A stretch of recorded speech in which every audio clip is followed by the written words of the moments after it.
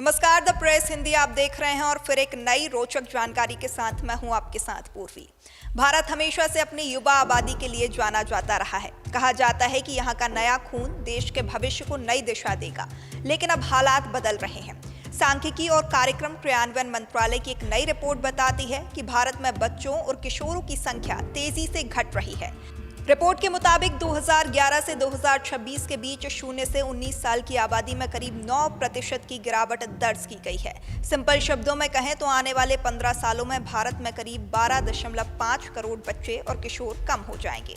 2011 में यह आयु वर्ग देश की कुल जनसंख्या का 41% था, लेकिन 2026 तक यह घटकर सिर्फ 32% रह जाएगा। यानी भारत अब उतना यंग नहीं रहेगा जितना पहले था। मंत्रालय ने 0 से 19 वर्ग की आबादी को 4 हिस्सों में बांटकर देखा है।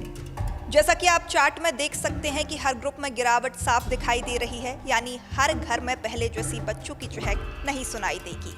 सबसे बड़ा सवाल आखिर ये है कि क्यों घट रही है बच्चों की आबादी।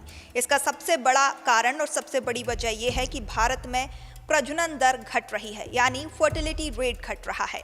पिछले कुछ दशकों में देश में परिवार नियोजन, महिला शिक्षा, स्वास्थ्य सेवाओं और शहरी जागरूकता में काफी सुधार हुआ है। अब लोग छोटे परिवार रखना पसंद कर रहे हैं।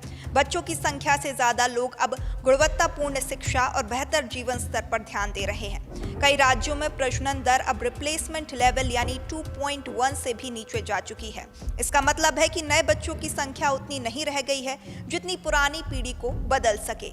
यह स्थिति अभी तो अच्छी लग सकती है, कम आबादी, बेहतर सुविधाएं, लेकिन लंबे समय में इससे देश के आर्थिक विकास पर असर पड़ सकता है, क्योंकि डेमोग्राफिक डिविडेंड यानी कामकाजी उम्र की बड़ी आबादी से मिलने वाला फायदा धीरे धीरे घट जाएगा। कम बच्चों का मतलब है कि आने वाले वक्त में कम युवा कार्यबल होगा।